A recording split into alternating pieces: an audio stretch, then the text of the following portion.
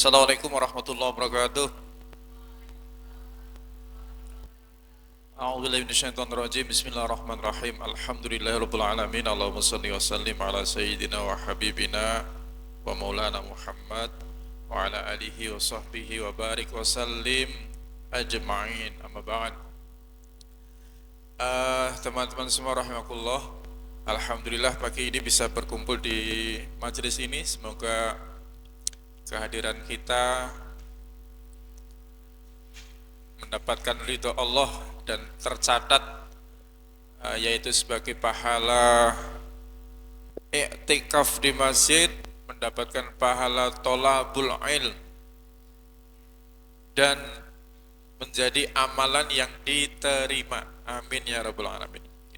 Sebanyak atau sebesar apapun amalan kita, kalau tidak diterima sama Allah karena mungkin keikhlasannya kurang, karena amalannya belum benar, belum sempurna, ya akan menjadi sia-sia. Tapi kita berharap apapun yang kita lakukan, semoga Allah ridho dan menerima amal kita. Amin ya rabbal alamin. Teman-teman semua rahimakumullah, salawat serta salam mari kita senantiasa sampaikan kepada uswah kita Nabiullah Muhammad sallallahu alaihi wasallam. Salah satu di antara tanda-tanda kebaikan adalah orang punya kecenderungan menyukai nasihat. Rasulullah mengatakan demikian.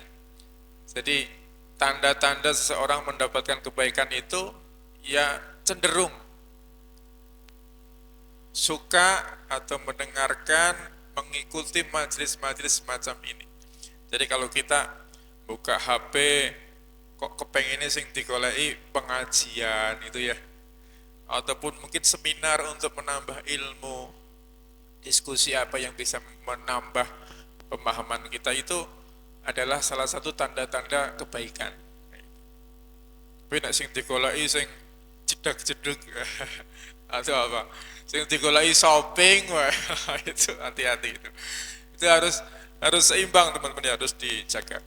Jadi kita punya fasilitas, punya teknologi, maka kita gunakan semaksimal mungkin kalau bisa menambah kualitas diri kita. Nah, ada hadis mungkin pernah saya sampaikan, may yuridillahu bi khairan yufaqihu fiddin. Ini senada dengan hadis tadi. Jadi barang siapa yang Allah menginginkan kebaikan pada seseorang, maka Allah akan memahamkan tentang agama atas orang tersebut. Nah, jadi ngerti tentang agama itu salah satu tanda Allah ingin kebaikan pada seseorang. Salah satu di antara tandanya orang supaya paham agama ya tentu menyukai seperti ini, hadir di majelis-majelis ilmu dan lain sebagainya. Karena apa? Ada yang tanya ke saya, ya bukan tanya ya, tapi rotok komplain, Mas, ini pengajian wae, koyo pesantren. Ada teman-teman, ya ada yang komplain seperti itu, mungkin karena kesibukan dan lain sebagainya ya. Delo-delo sing di-share pengajian, delo-delo absensi pengajian gitu ya. Jadi kita itu kan punya ada jiwa, ada raga kan gitu ya. Jiwa dan raga, dua-duanya punya kebutuhan. Kalau raga itu, fisik itu ya harus dicukupi nutrisinya dengan makan, dengan minum, istirahat yang cukup. Nah, itu. Tetapi kita juga punya jiwa yang butuh nutrisi juga. Nutrisi jiwa itu ya seperti ini, ilmu, nasihat, itu nutrisinya jiwa. Nah, kadang-kadang kita tidak seimbang, sing dipikir ini urusan fisik wae. Punya anak sing penting bocahe makme okeh, sehat, awake lemu wae itu. Tetapi kadang-kadang tidak memperhatikan asupan jiwanya, sing butuh kasih sayang, sing butuh pendidikan ya, yang butuh diajarkan tentang agama, Nah, itu harus berjalan seimbang, tidak boleh timpang salah satu. Teman-teman semua rahimakumullah, tema yang akan kita bahas pada kajian kali ini adalah tentang pintu-pintu masuknya setan. Ini mungkin rodok-rodok mirip dengan kajian kemarin ya oleh Ustadz siapa? Ustadz Ikhwani. Ya ada sedikit nyenggol-nyenggol, tetapi berbeda ya. Kalau kemarin memang difokuskan untuk memahami tentang jin, berikut gangguannya dan bagaimana kita menyikapi kayak gitu. Tapi yang akan kita bahas pada kesempatan kali ini, mungkin ini lebih dasar lagi ke belakang ya. Saya akan bacakan sebuah ayat dalam Al-Quran. A'udzubillahi minasyaitonirrajim. Walaqad khalaqnakum tsumma sawwarnakum tsumma qulna lil malaikati isjudu li Adam fasajadu illa iblis. Sesungguhnya kami telah menciptakan kalian, lalu kami bentuk tubuh kalian, kemudian kami perintahkan kepada kalian untuk bersujud. Fasajadu illa iblis. Jadi teman-teman semua rahimakumullah, dahulu sebelum penciptaan kita, itu makhluknya Allah yang sudah lebih dulu ada, itu ada malaikat, yang kedua adalah bangsa jin. Dua-duanya sama-sama penghuni surga, gitu ya. Malaikat itu salah satu ya kita mengenalnya ya, itu bagian dari keimanan, bagian dari rukun iman. Malaikat itu adalah makhluknya Allah yang mempunyai kecenderungan hanya kebaikan, hanya ketaatan. Maka di Quran dikatakan la ya'sunallah wa yaf'alu ma tu'marun. Jadi malaikat itu la ya'sunallah, tidak bakal maksiat sama Allah. Kemudian wa yaf'alu ma tu'marun. Malaikat itu ya diperintah kayak apa, ya itu akan dilakukan. Dia akan melakukan apa yang diperintahkan. Itulah malaikat. Kalau jin itu dulu penghuni surga. Jin itu maknanya sesuatu yang tertutup, yang tak tampak, yang kasat mata. Nah, itu makna jin seperti itu. Fitrahnya jin, ya kita tidak bisa melihat. Ada beberapa kata yang punya akar sama dengan jin. Misalnya apa? Ada janin. Janin itu kelihatan enggak? Enggak kelihatan karena ketutup gitu ya. Kita tidak bisa melihat kecuali pakai USG. Yo, ketoknya cuma terbatas. Janin. Kemudian apa? Jannah. Nah, surga. Ya kita tidak bisa melihat surga. Itu rahasianya Allah. Jadi jin itu fitrahnya tidak kelihatan. Maka kalau ada jin kok sampai muncul, sampai kelihatan membo-membo jadi pocong apa nanti apa? Membo-membo jadi gendruwo, jadi kuntilanak. Nah itu jin sing rodok-rodok apa namanya? Angel dikandani itu ya. Itu jin yang melanggar fitrahnya. Ya, tapi fitrahnya ya kita tidak tahu jin itu bentuknya seperti apa, karena itu makhluk yang kita tidak mampu melihat. Maka teman-teman rahimakumullah, kembali ke ayat Quran tadi. Jadi awalnya dulu ketika manusia akan diciptakan, wa id qala lil malaikati inni khaliqum bashar.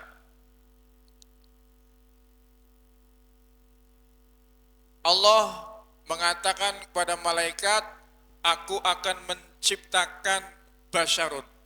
Basyarun itu ya kita ini, makhluk yang halus, yang kelihatan. Itu kita itu basyarun. Malaikat kemudian di antara mereka ada yang komplain. Apakah Allah akan menciptakan makhluk yang hanya akan bikin kerusakan di muka bumi nanti. Maka Allah katakan, aku lebih tahu daripada kalian, gitu kan. Kemudian singkat cerita, Allah ciptakan Adam, kemudian diperintahkanlah para malaikat, kemudian para makhluknya yang lain, yaitu dari bangsa jin, untuk bersujud kepada Adam. Bersujud ini maknanya bukan bersujud untuk menyembah, tetapi bersujud memberikan penghormatan. Maka Allah katakan, fasajadu illa iblis. Maka mereka bersujud kecuali iblis. Nah, ini ada makhluk malaikat, kemudian ada jin, kok tiba-tiba ada iblis. Nah, iblis ini maknanya pembangkang. Ya, mereka dari bangsa jin, tapi membangkang. Maka disebutlah dengan istilah iblis. Fasajadu illa iblis aba wastakbar. Mereka sombong, gumede gitu ya.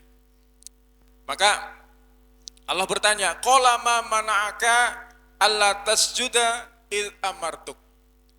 Kenapa atau apa yang menghalangi kalian wahai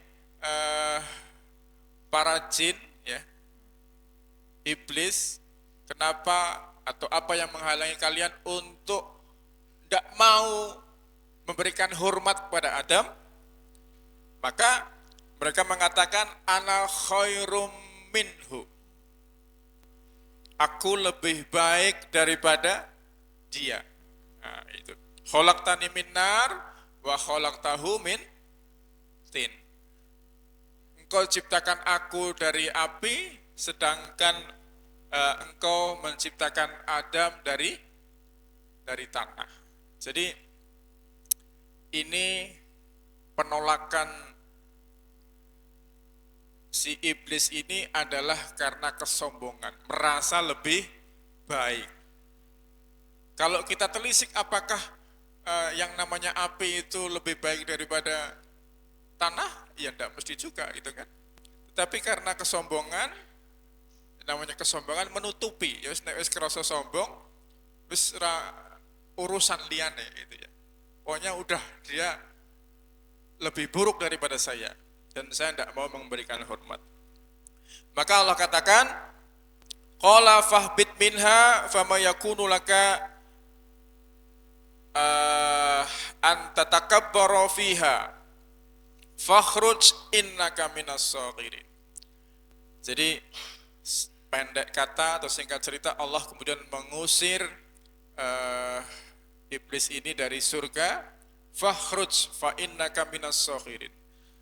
Keluarlah atau pergilah kalian adalah kelompok yang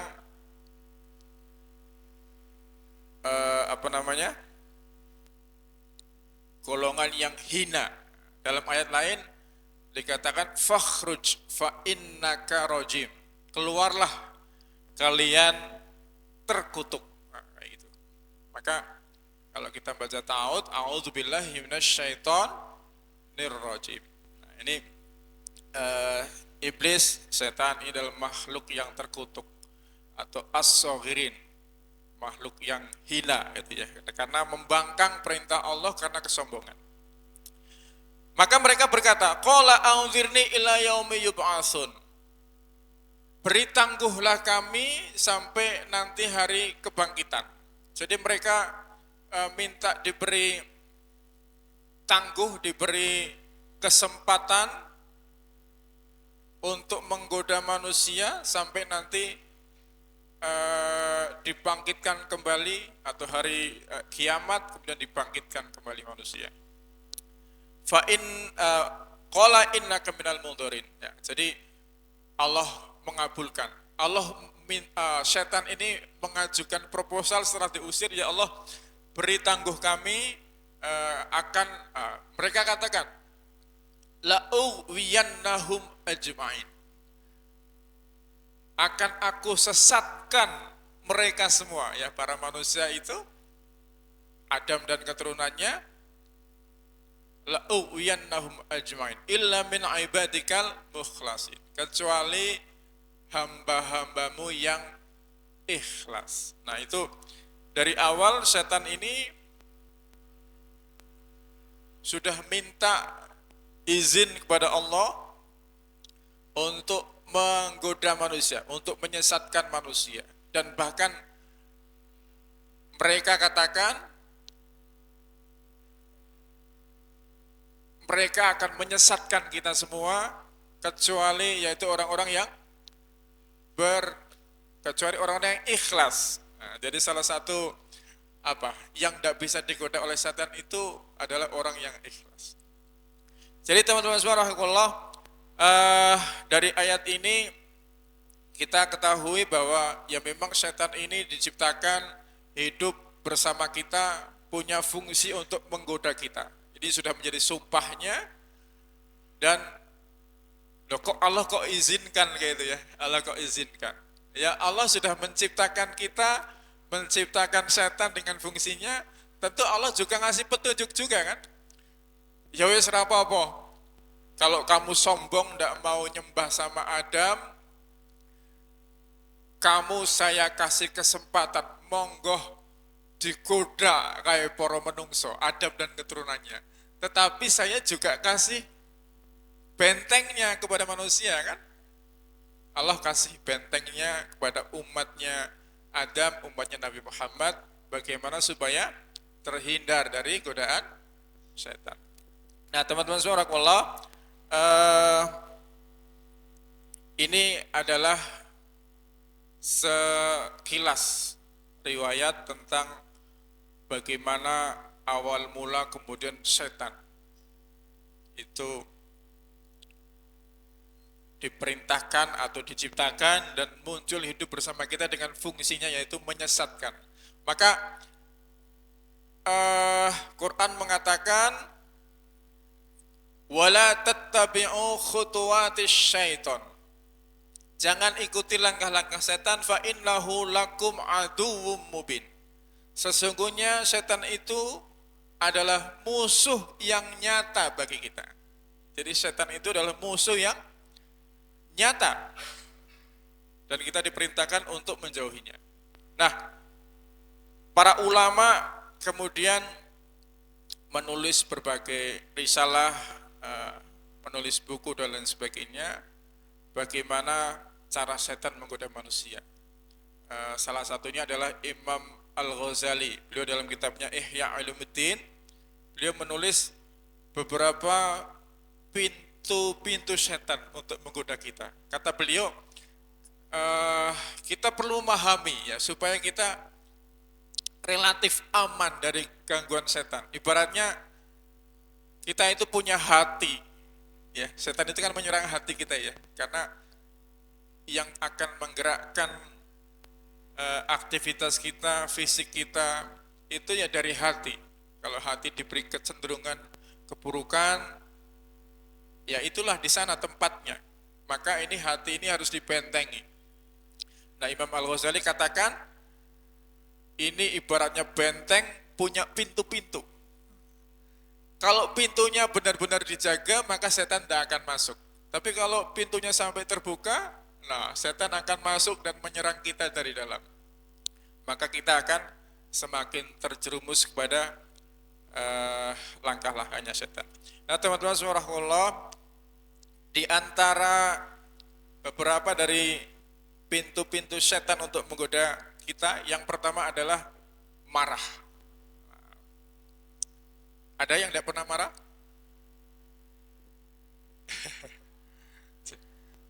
Ya, marah itu ya itu kadang-kala menjadi bawaan kita, gitu ya.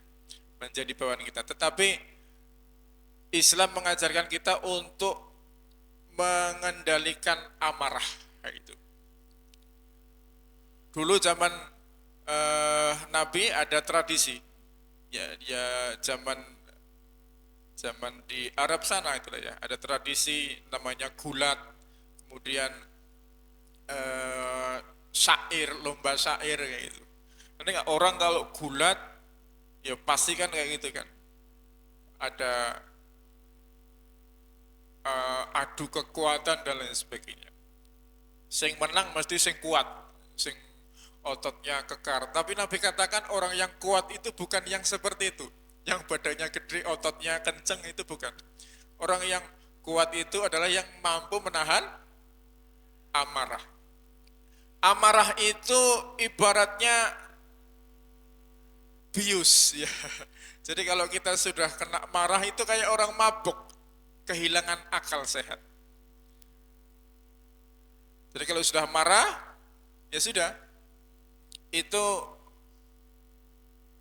kita kayak kehilangan akal sehat, kemudian bisa melakukan apapun. Maka ini benar-benar hal yang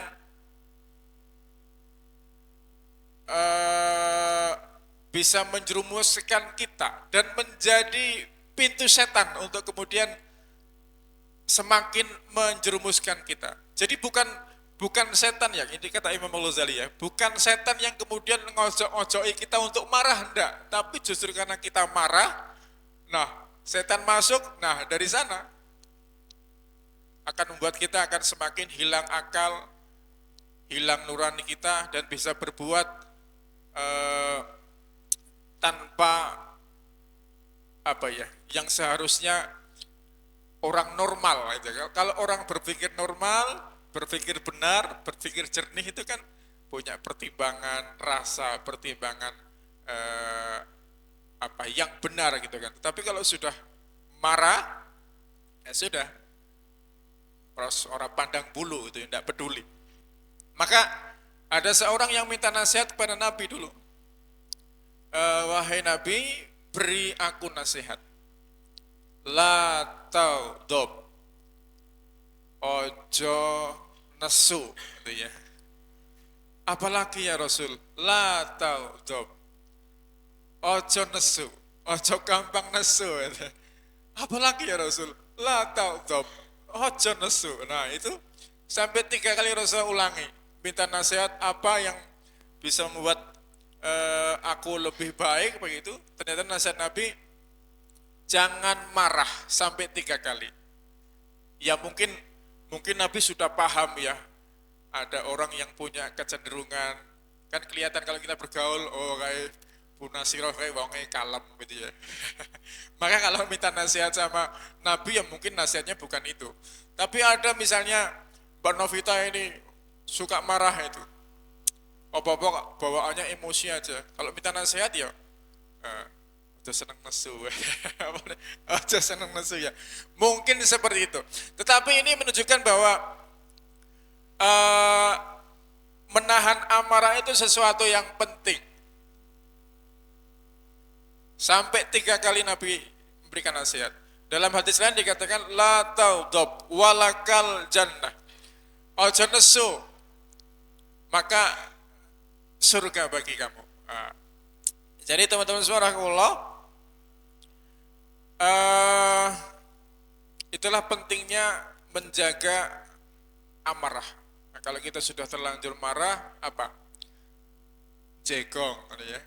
Ambil wudhu. Nah insya Allah itu setannya terus lungo. Tapi kalau tidak bisa seperti itu, ya sudah, kita akan kehilangan akal sehat dan akan membuat kita terjerumus semakin jauh.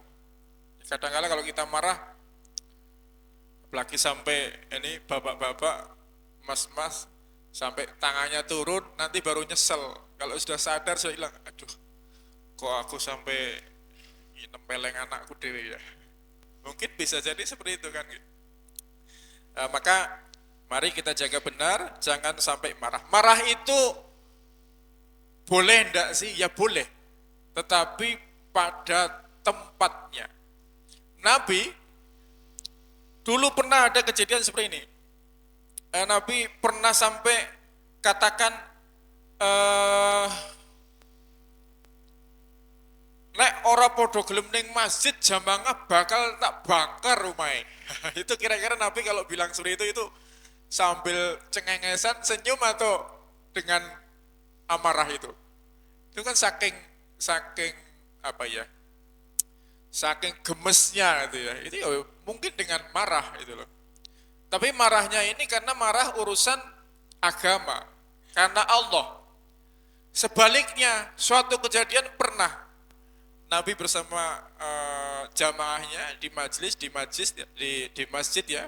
Kemudian datang Arab Badui, datang kencing di pojokan masjid. Coba bayangkan.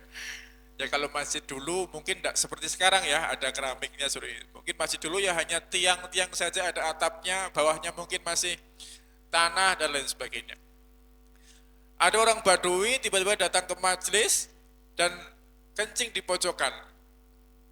Kira-kira kalau kita ya, emosi enggak? Mesti bakal diseneni, kurang ajar gitu. Maka sahabat dulu juga seperti itu. Umar yang terkenal keras ya, berdiri. Bahasanya dewe ya, bahasa Jawa Timur ya, jancuk tenan kon. Kira-kira kalau bahasa Jawa Timurnya gitu ya. Iki wong kurang ajar teko-teko, orang di sopan santun belas malah nguyuh sak nggon-nggon. Tapi Nabi tidak marah. Nabi kemudian perintahkan udah disiram pakai air gitu ya. Karena Nabi tahu ini orang yang berbuat seperti itu orang yang tidak tahu. Wong bodoh itu ya, orang yang tidak paham.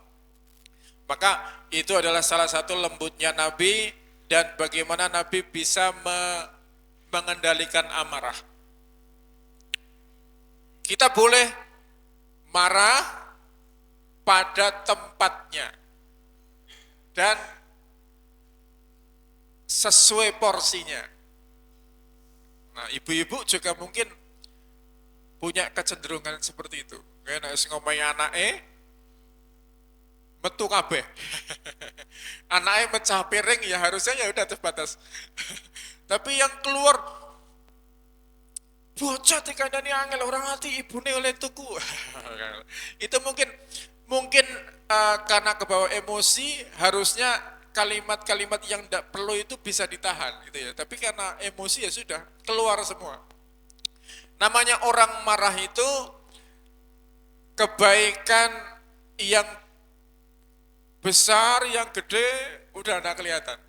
Tapi keburukan yang kecil, nah itu fokusnya ke sana. Maka mari kita bisa jaga atau bisa kendalikan amarah kita. Kalau memang perlu marah, Mas Eko atau siapapun punya istri dikandani angel, apa malah seneng dolan di tonggone selingkuh, nah, ya harus marah dong. Ya harus marah gitu ya. Jangan jadi suami dayus, tidak punya cemburu, nah, jangan. Ya perlu, kadang-kala perlu seperti itu untuk mendidik. Yang penting sesuai porsinya. Jangan berlebihan dan jangan melakukan sesuatu yang tidak perlu. Kemudian apalagi yang kedua, selain pintu marah tadi, yang kedua adalah syahwat. Nah, ini syahwat ini apa sih? Apakah syahwat hanya terkait keinginan seksual saja? Tidak, syahwat itu ya keinginan keburukan gitu ya. Syahwat dunia, syahwat kepada kekuasaan, kepengin duwe donya sing akeh, kepengin menduduki jabatan tertentu, sampai karena saking besarnya keinginan kemudian menghalalkan segala cara. Apalagi ya kalau kita kenal syahwat seksual ya itu apalagi bagi pria ya. Laki-laki itu salah satu kelemahannya seperti itu, wanita. Bener Mas? Mas Eko? Nah, bener. Ya bener. Orang sing nem, orang sing tua padha wae. Itu salah satu godaan terbesar laki-laki adalah wanita. Kalau wanita salah satu godaan terbesarnya apa? Nah seperti itu. Itu ujiannya kita. Maka kita perlu kendalikan. Jangan sampai keinginan atau syahwat terhadap dunia, syahwat terhadap wanita ini kalau kita tidak bisa kendalikan, ini akan menjadi pintunya setan menjerumuskan. Nah, ini teman-teman yang belum punya suami, belum punya istri, apa meneh wis duwe demenan, sudah punya pacar bahasa kita, itu tiap hari keinginannya, setiap waktu kalau bisa bersama, kan gitu. Pulang kerja nek perlu rasa bali mengu masjid, mampir ning ngene pacare, pengen ketemu. Bener nggak? Sing muni enggak anu randu. Ya, itu mungkin kalau sekarang sudah punya belum sampai tahap sana, saya yakin nanti akan dikiring itu untuk sampai ke sana. Pokoknya saben dino kepengen ketemu. Sudah kehilangan akal, itu ya.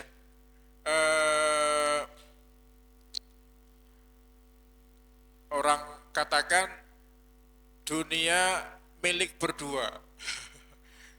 Kadang-kadang sih ya sudah kehilangan akal sehat, tidak lihat kanan kiri, pokoknya aku demen karo kowe, ya wis, apa saja bisa terjadi. Nah itu kita perlu kendalikan, namanya pintu setan itu, apalagi kaitannya dengan hubungan lawan jenis itu kan, ada aturannya. Wala taqrabu zina innahu kana fahisyah wa sa'a sabila. Jangan dekati, mendekati saja tidak boleh. Jangan dekati zina karena itu adalah fahisyah wa sa'a sabila. Jalan yang buruk. Karena kalau sudah dekat seperti itu nanti bakalan tadinya hanya WA-an, lama-lama video callan. Video callan saben wengi, lama-lama video callannya sambil di kecep-kecep HP-nya. Lama-lama pengen ketemu ya nyentraktir mungkin ke warung kemana, ke warung asli bobi makan sop bareng gitu. Lama-lama ngajak ayo main ke pantai, lama-lama pegang gandengan, lama-lama pengen yang lain. Ya udah, itu nanti bakalan ke sana. Udah pasti. Maka ini salah satu nanti akan saya sampaikan ya. Ada hal yang tergesa-gesa, itu salah satu pintunya juga ini. Tapi ada tergesa-gesa yang boleh, yaitu apa? Kalau wanita sudah balik, apalagi sudah punya seperti itu ya, demenan wis dang-dang dirabeke. Kira-kira seperti itu. Nanti yang kita bahas. Kemudian yang ketiga adalah apa? Fanatik berlebihan. Orang kalau ya fanatisme berlebihan mungkin kepada tokoh tertentu, aku nek ora arif ora. Aku nek ora lilis ora. Itu kalau kita berlebihan ya sudah, itu menghilangkan akal sehat gitu ya. Aku nek orang Muhammadiyah orang. Katanya ini tidak ada yang kayak gitu. Kalau nek orang NU, aku NU gel gitu ya. Muhammadiyah aku nek nyambet gawe nang aum oke lah. Tapi nek melu ibadah Muhammadiyah, aku NU gel. Aku nek orang ustad iki orang.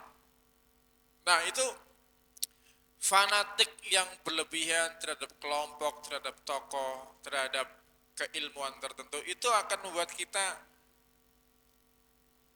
apa? Buta, ya kayak kehilangan. Nek wis ora kelompokku, wis ora bakal gelem nampa. Termasuk organisasi. Padahal organisasi ini kan hanya jalan ya. Arab Muhammadiyah, Arab NU, Arab apalagi PKS atau apa yang lain. Itu kan hanya jalan. Kita beragama ini ya yang tujuannya yang benar.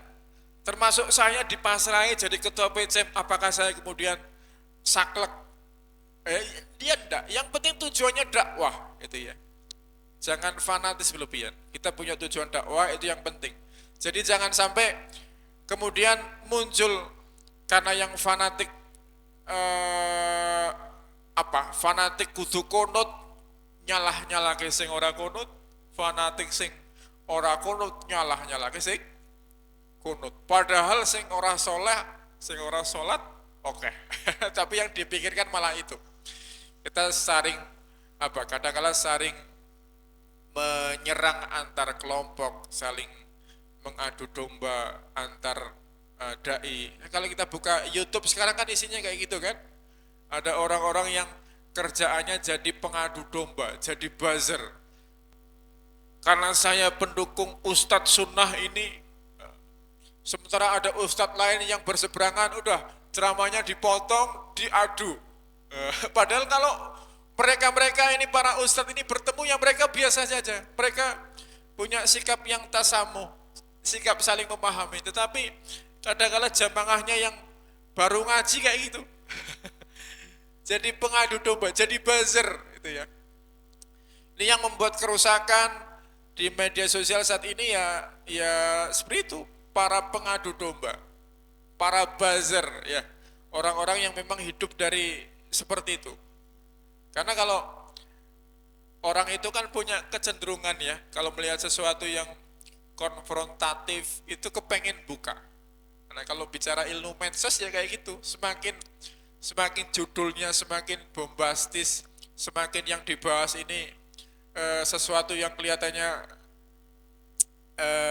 update, kelihatannya kok menarik, yaitu akan menjadi ketertarikan orang untuk membuka. Maka engagementnya, followernya, viewernya akan semakin banyak. Nah itu dimanfaatkan orang-orang seperti itu. Maka kita yang punya akal sehat ya harus bisa berpikir yang jernih. Nah, deleng sing kok ngono, jangan langsung ditelan mentah-mentah. Udah jangan terlalu fanatik berlebihan. Fanatik untuk diri sendiri, aku meyakini bahwa ibadah dengan cara seperti ini dalilnya jelas, kita yakini benar boleh. Tetapi manakala kita melihat perbedaan, melihat kelompok yang berbeda, ya kita harus toleran dan berusaha memahami. Jangan-jangan kita yang belum paham dengan mereka, karena ilmu kita belum sampai. Kan kayak gitu.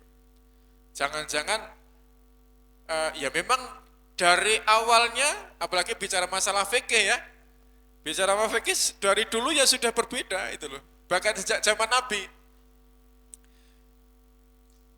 Dulu ada peristiwa seperti ini. Nabi itu, saya lupa, pulang dari perang apa itu ya. Nabi itu manakala baru memenangkan peperangan, kemudian Nabi pulang ke rumah. Pulang, baru beres-beres ya, taruh baju perangnya, tiba-tiba datang malaikat. Nabi, ayo mangkat lagi. Kita berangkat berjihad lagi. Loh, berjihad kemana? Nah, jadi ceritanya memerangi orang-orang Yahudi yang berkhianat gitu ya. Kan sebelumnya umat Islam dengan mereka ini mengadakan perjanjian bahwa kalau ada musuh maka mereka harus bantu. Tetapi ternyata ini ada kelompok yang berkhianat. Maka Nabi kemudian mengumpulkan sahabat-sahabatnya lagi. Berkumpul, ayo mangkat meneh. Nabi mengirimkan dulu sekelompok pasukan untuk berangkat menuju ke Bani Quraidah. Nabi katakan, kalian berangkat dulu, jangan sholat asar sebelum sampai di Bani Quraidah. Itu ya, ini kelompok sahabat. Maka kemudian mereka berangkat ke sana. Nah, di perjalanan ini ternyata belum sampai di tempatnya Bani Quraidah ini, ternyata sudah masuk waktu asar. Akhirnya para sahabat ini kan bingung. Loh, iki urung tekan tempatnya Bani Quraidah, tapi sudah masuk waktu asar. Terus gimana ini? Nabi tadi pesannya kita disuruh jangan sholat dulu sebelum sampai tempatnya Bani Quraidah. Maka mereka berselisih paham. Iki maksudnya Nabi bilang kayak gitu itu supaya kita cepet-cepet gitu loh, supaya kita cepet-cepet sampai ke sana. Nah iso asar wis tekan kono, tapi ini sudah asar belum sampai sana itu loh. Nah, yang satu bilang, udah pokoknya kita sholatnya nanti di sana. Tapi sebagian yang lain karena sudah masuk waktu asar, udah saya milih sholat di sini saja. Nah, akhirnya terpecahlah ini dua kelompok sahabat ini. Sebagian ada yang melakukan sholat asar, sebagian ada yang memilih, udah saya melu apa yang dikatakan Nabi untuk sholat di sana. Nah, akhirnya ya sudah, kejadian itu berlalu sampai di Bani Quraidah, kemudian Nabi juga menyusul, dan setelah peperangan usai, maka para sahabat ini konsultasi sama Nabi. Nabi, kemarin ada kejadian seperti ini, Nabi pernah pesan gitu kan, kami ini dipesankan untuk jangan sholat dulu sebelum sampai ke tempatnya Bani Quraidah. Tetapi kejadiannya seperti ini, akhirnya kami beda pendapat. Ada yang sebagian sholat duluan, ada yang sebagian milih sholat di sana. Yang benar yang mana, wahai Nabi? Maka Nabi katakan, kamu benar, yang di sana juga benar. Itu zaman Nabi, teman-teman. Sudah ada perbedaan pendapat gitu loh. Dan Nabi mengamini semuanya, dua-duanya benar. Maka ini menandakan ya ajaran Islam yang dibawa Nabi sebenarnya sangat-sangat toleran dengan perbedaan. Apalagi sekarang kita hidup di zaman yang sudah ratusan tahun dari zaman beliau, yang sudah melewati ulama yang ribuan jumlahnya. Ya tentu kalau ada perbedaan itu sangat-sangat wajar. Maka kita harus bersikap toleran. Jangan sampai menjadi kelompok orang yang fanatik berlebihan, karena itu akan membutakan. Kayak itu kelompokku, aku moh bareng karo kae. Aku moh maca-maca bukune kae. Jangan kayak gitu. Nah, selanjutnya apa? Selanjutnya adalah syu'udzon. Syu'udzon itu apa? Berprasangka buruk. Lawannya husnudzon. Hasan, zon. Zon itu prasangka.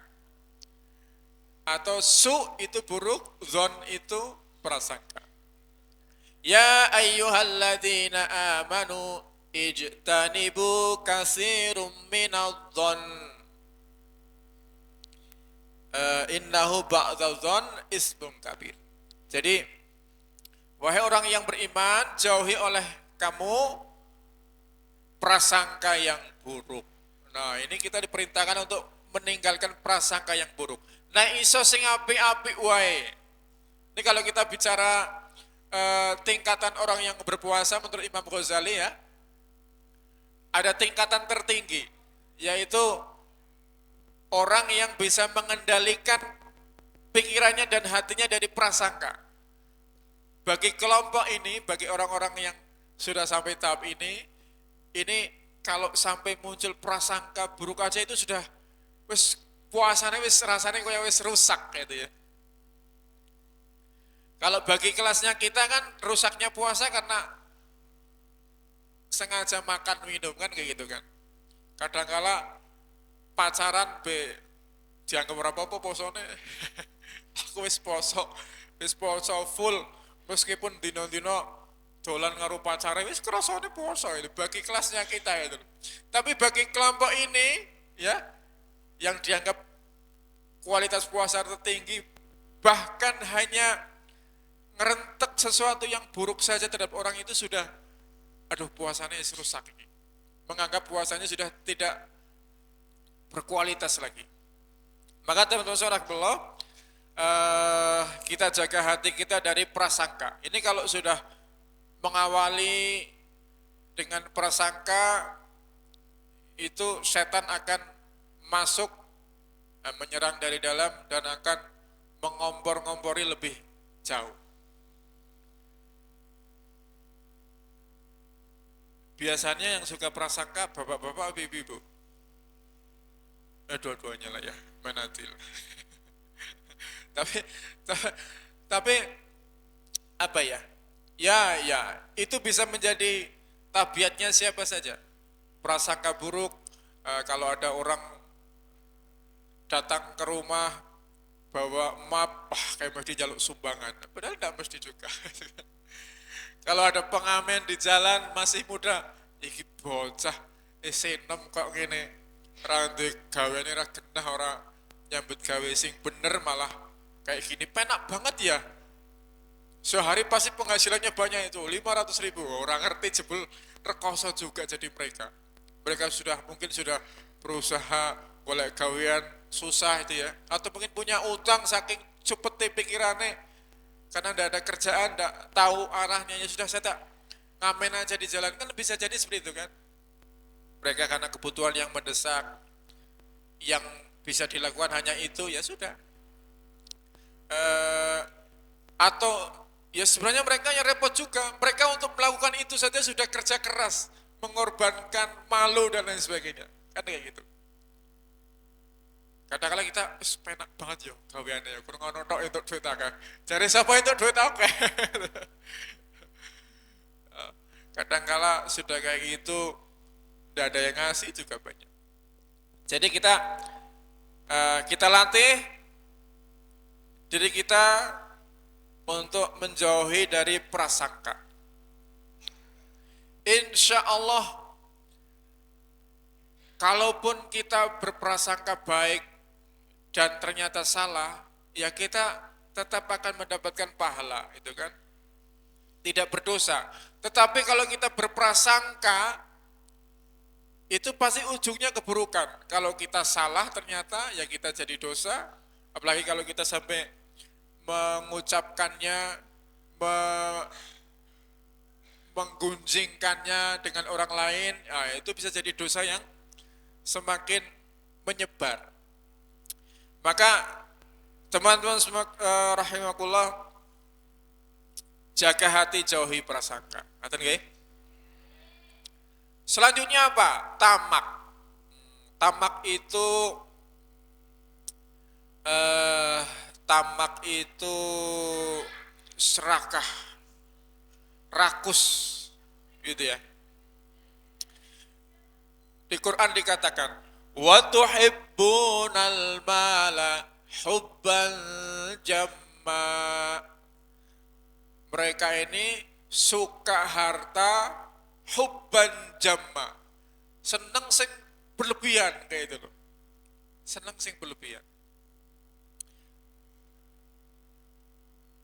Wis duwe motor, weruh tanggane tuku NMAX, pengen. Motorku wis jadul. Punya HP, lihat tamannya beli iPhone terbaru, kita jadi kepengen. Ya kalau kita hidup itu mengikuti gaya, mengikuti gengsi, tidak bakalan selesai. Gitu. Tapi kalau kita hidup itu sederhana, sesuai fungsi, HP itu fungsinya apa sih?